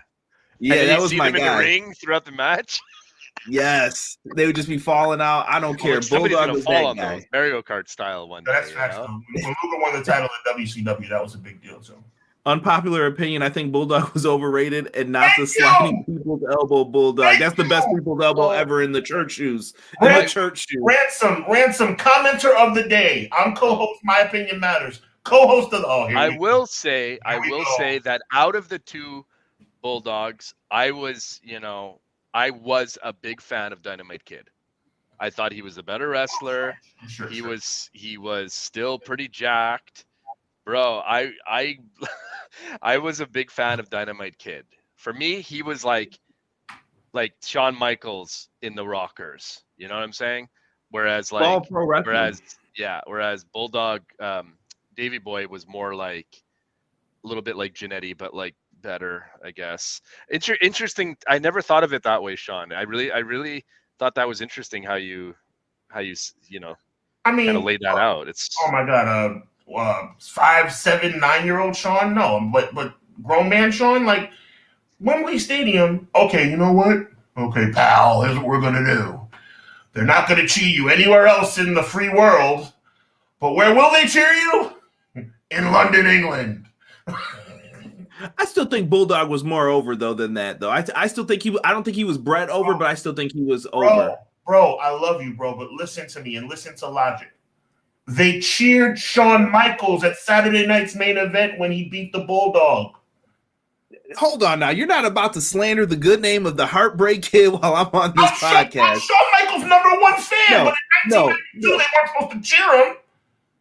Care about that. Shawn Michaels was great. I was rooting for him that night as a kid. When he pulled that turnbuckle pad off, I'm like, yes. I always even as a kid. #1 fan, but in November of 1992, we were programmed. You have to understand, we were 7, 8, 9-year-old kids. We were programmed to cheer for the Bulldog over Shawn Michaels. I was already jacked up at that point, bro. I wanted the $1 Million Man to be Hogan. I wanted Savage to be Hogan. I already knew what I wanted. Put the belt on Shawn. He's my guy. The point is, the reason why Shawn Michaels is the greatest of all time, in my opinion, is because Shawn Michaels, a pure, unadulterated heel, was cheered against the babyface Bulldog in 1992. You know why? Because, God rest his soul, the Bulldog was, dare I say, mid. Did you guys know that the original venue was supposed to be in Maryland for SummerSlam '92? I did not know that. Yeah, I did and not know that. they moved the event to Wembley Stadium in London. Not only that, now that we're on topic, Shawn Michaels was originally booked to win the WWF Intercontinental Championship from Bret Hart, but the storyline was adjusted due to the change of venue. As a result, British Bulldog, a native of obviously, Wembley, everything, in England, he was chosen to win the belt. I'm gonna need you to stop giving Sean's point credit right now, Mountie. Thank you, Elite. Thank you, Mountie. You're just helping him. Thank you. I'm not invited back, am I?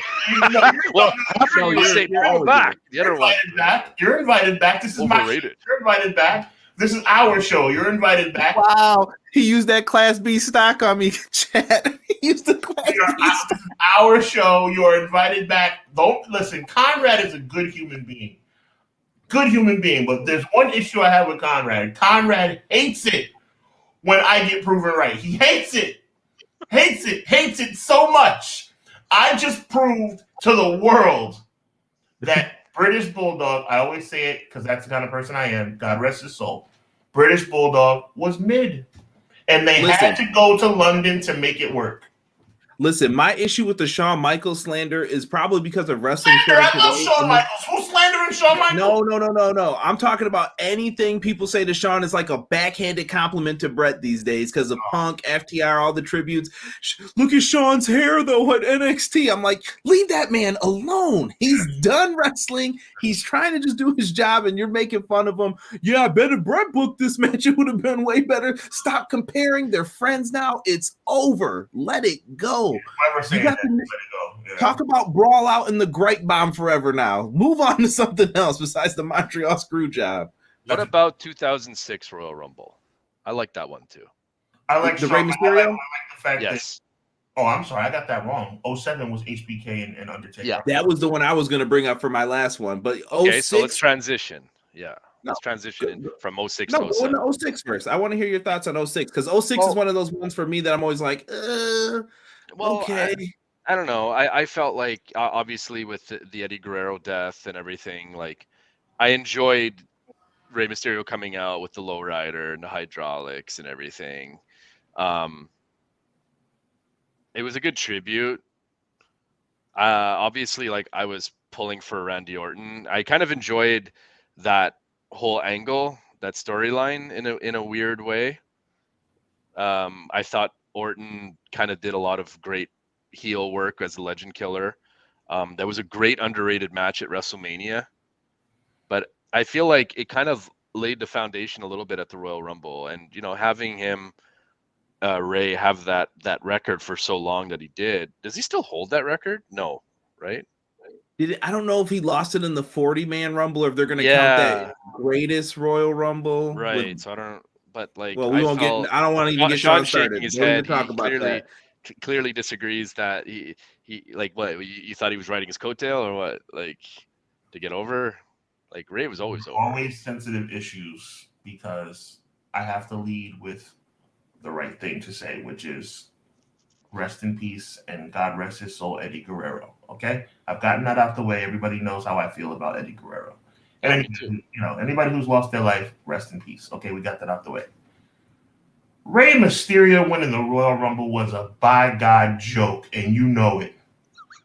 It was ridiculously out of pocket. There is no way Rey Mysterio would have won the Royal Rumble if it wasn't for the Eddie Guerrero situation, which means it shouldn't have happened in the first place. That is so. If I were Rey Mysterio, Conrad, Mountie, I would have declined. I would have declined because it was clearly not because of his ability. It was only because of Eddie Guerrero passing away. Tell me I'm wrong. You would have declined an opportunity for a once-in-a-lifetime that not a lot of wrestlers... Like, winning the Royal Rumble is like getting a hole-in-one in golf. I hear you. My dog apparently agrees with you. No, that she's like, hey, shut your mouth. Sean's right. But yeah, I mean, I find that really hard to believe that you would decline. My name is Rey Mysterio. I've been in the business for 15 years at the time. I've wrestled in Mexico. I've wrestled in Japan. I made a name for myself. And the one thing he didn't do was win the Royal Rumble. Yeah. And you know what? Because Eddie Guerrero died, and every time I say that, I have to say rest in peace. just so there's no mistaking about how much respect I have. Because Eddie Guerrero died, you want me to win the Royal Rumble? No. Because you know what? Because what year is this? 2006. Because 17 years later, there's going to be a guy named Sean Hubbard on Clash of the Podcast that's going to say that we winning the Royal Rumble was a joke, and there's a lot of people who agree with me. I don't disagree with that. I do know that there wasn't a lot of people, and you can tell by the reaction in the WrestleMania crowd.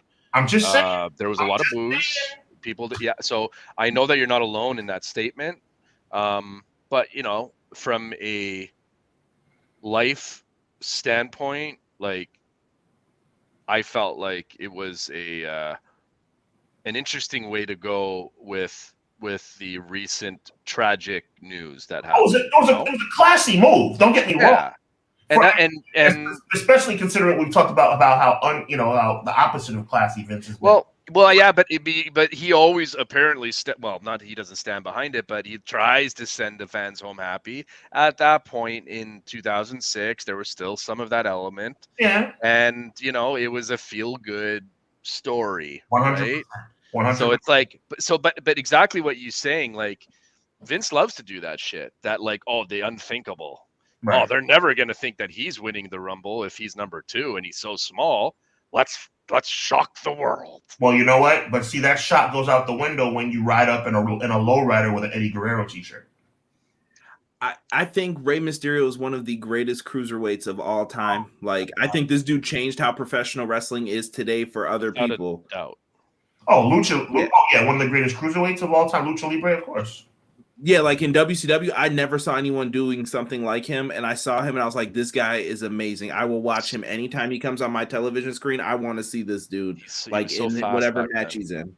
He was so fast. Yeah, he was so good. I think he would have gotten there eventually anyway. I know that might be hard for people to believe. I think Rey Mysterio would have been champion anyway. Not as like a long-term thing. I just think that WrestleMania run comes off as really bad because of how they booked it with what Orton said leading up to it and where Eddie is and all that stuff. That was classic non-class. I didn't like that at all. Yeah, that was wrestling ass, like trying to get people upset, and it was like, not about this. Too soon. I want to be fair though, and I want to throw you guys a small nugget. And for anybody who doesn't know what I'm talking about, go to the network and go to Nitro, probably March or so, whenever they were doing the Club La Vila thing. And this was 1999. Ric Flair, the world champion, versus Rey Mysterio, the cruiserweight champion, for the WCW title. Rey should have won that match. Now, Rey should have been world champion, not from Royal Rumble 2006. Monday Night Nitro, March of 1999. That's when he should have find this. I've never seen this match. Now I'm curious. Mysterio, and I'm talking about, they brought out all the bells and whistles. It was Club La Vila. They used to go Club La Vila every spring. And it was Rey Mysterio who won a battle royal earlier in the night to get the shot at Ric Flair later that night when Ric Flair was president. And Ric Flair defended the title. Michael Buffer made the introductions. And Rey Mysterio came that close to beating Ric Flair. If he had won, I would have been the happiest person watching. Let's put a bow on this. Oh, what a night. Yeah. Let's put a bow on this. And I want to talk one last thing. Royal Rumble 07, real quick. I just watched this. I know what he just did. Those are awesome. Stop. We're not doing it. That was Royal Rumble 2007. I think that match has the greatest ending sequence to a Rumble. Some may argue with Shawn Michaels and the 1 foot thing in 95. Which one? The Rumble match hurts it. But I think this one where they eliminate Rated RKO, they go out, then they're both down. The fans, you can feel the arena going, the rumbling, what's going to happen? Taker sits up, Shawn kips up, and then you're like, and then you have a miniature match within the Royal Rumble. And I was like, dude, and at that moment, I was like, that's where they knew. Shawn was like, this is how I'm going to end my career against this dude. Because there's nothing better than this right now. And it just worked. I have one issue with that match because it was beautiful top to bottom. I have only one issue. The wrong guy won. You think Shawn should have won? I think San Antonio, hometown, I think the same logic with British Bulldog. I never said that I had a problem with Bulldog winning in England. I just said the reason why he won was because they were in England. So for me, I think Shawn winning in San Antonio would have been awesome. Did Undertaker ever win other than 2007? No. No, he never won a Royal Rumble. That's true. Well, maybe that's the reason why. So now you're taking So that's the challenge. It's not a bad point, and to be honest, I thought that they were going to go that route, but again, going back to what we said, good counterpoint. That was like the first, what's the word I'm looking for? Foreshadow. And Shawn wasn't supposed to be in that spot either. This is what I'm saying. Like, that was like the first foreshadow of like, ooh, we don't know who's going to win this one. No, you're right. You're right. And he's in San Antonio, but at the same time, Taker's never won it. Yeah. And then fast forward to the match, the retirement match versus, the streak, right? So it's like, oof. There's a lot of meat there. Good counterpoint by you. That makes a lot of sense. Yeah, Royal Rumbles are fun. I saw Joel brought up that he was at 2008 Madison Square Garden. Nothing better than that. Rant, bro. I used to love those. 100%. I wish I was Cena there. coming back to that one. Like Sean I will be one of those fans. I will admit, I was not a Cena guy at the time, but when I heard that music happen, I was like, "What?" And then you saw him come out, and then I'm hyped. I'm like, "John Cena! I'm not supposed to like this guy." As soon as he got in the ring, I was like, "Boo this man! Somebody else win!" It was a great moment, though. My reaction was, he was supposed to be out for 8 months. Torn pec my ass. That man rehabs like a boss, I guess. I don't know. This guy's like Wolverine, man. I was like, how is he back this quick? Oh, I know, just to piss me off back then. I was like, you gotta be kidding me. When he comes back, I'm like, but like you said, Conrad, I'm like, I'm not really supposed to like this, but this is pretty awesome, Right. Because but that was the arena, that was the reaction, that dude, that was everything. Yeah. So many great Rumbles, and there were some that we probably didn't even get to touch on yet. I'm sure me and Sean will be going through more Rumble memories throughout the time on Clash of the Podcast. I want to give these gentlemen some time, though, real quick to talk about it. Sean, next week for Raw, we got Raw XXX coming up, 30 years of Monday Night Raw. So I hope everyone checks it out. Raw starts here in about 60 seconds. But, gentlemen, tell them what you got coming up this week, and I'll have Sean sign us off. So, Mountie, let them know what you're working on or what you're going to be working on. Yeah, so you guys can follow me on TikTok. Just look up Mountie's Corner, Mountie's _corner. You can also follow me on Instagram. It's the same handle, as well on YouTube. So look me up on YouTube. I got a lot of different projects. I have some giveaways that I have been neglecting, some contests coming up that I'm going to get to. These days, there's a lot of podcast work on my YouTube channel, similar to what you guys do, that I plan on getting going again with this. So please feel free to check me out on those platforms, because I'd love to interact with you all. Love wrestling, love old school wrestling, love new school wrestling. I just love wrestling, man. I just love talking about it and everything. Hopefully, God willing, we can make it in this world of wrestling as we continue to enjoy it and watch it and analyze it and everything else. So it's been a pleasure, fellas. Really, really enjoyed being here tonight, and brainstorming some ideas and analyzing the real life story of this beautiful world that we call professional wrestling. It's nice to dive deep into some topics, and in my opinion, nobody does it better than you two. So it's an absolute pleasure to be the third man. He's the third man, I got to end on that. You know what I mean? Whose side is he on, though? Well, I will be forever on the battle of the podcast side, Clash of the podcast. Clash, that's the name of it, right? So I'm always on that side, that's for sure. So Main Event Mafia, always been a pleasure. 6-pack, let's do this, man. It's been a blast. Let's do it again. Well, Mountie, I just want to say once again, thank you for being with us. It's truly an honor. This is an on and off screen thing, friendship, brotherhood. So nobody more worthy and appropriate to be the first ever guest on Clash of the Podcast. Ladies and gentlemen, we are 20 episodes in. I can't believe it. Conrad and I have been doing this since the summer of 2022, and we plan on continuing to do it for quite some time. We want to say thank you to all our listeners. Make sure you subscribe. If you're listening right now, watching right now without having subscribed to Everything Pro Wrestling, please do so now. If you are listening and have not subscribed yet to Hubbard Wrestling Weekly on YouTube, please do so now. And of course, make sure you subscribe to Mountie's Corner as well. Myself and Conrad will be back next Monday. I hope when we talk and convene next Monday that the New York Giants are still in the playoffs, as they have moved on into the NFL playoffs. They're going up against the number 1 seed Philadelphia Eagles. Conrad's Bills have moved on, and they will be playing the Cincinnati Bengals, and we will see what happens with Mountie's Cowboys in about 15 minutes from now. Watch Raw, watch the football game, and more importantly than that, always remember, at the end of the day, evil never prevails. I'm Sean, he's the Mountie, that's Conrad, and this is Clash of the Podcast. We'll check you next week.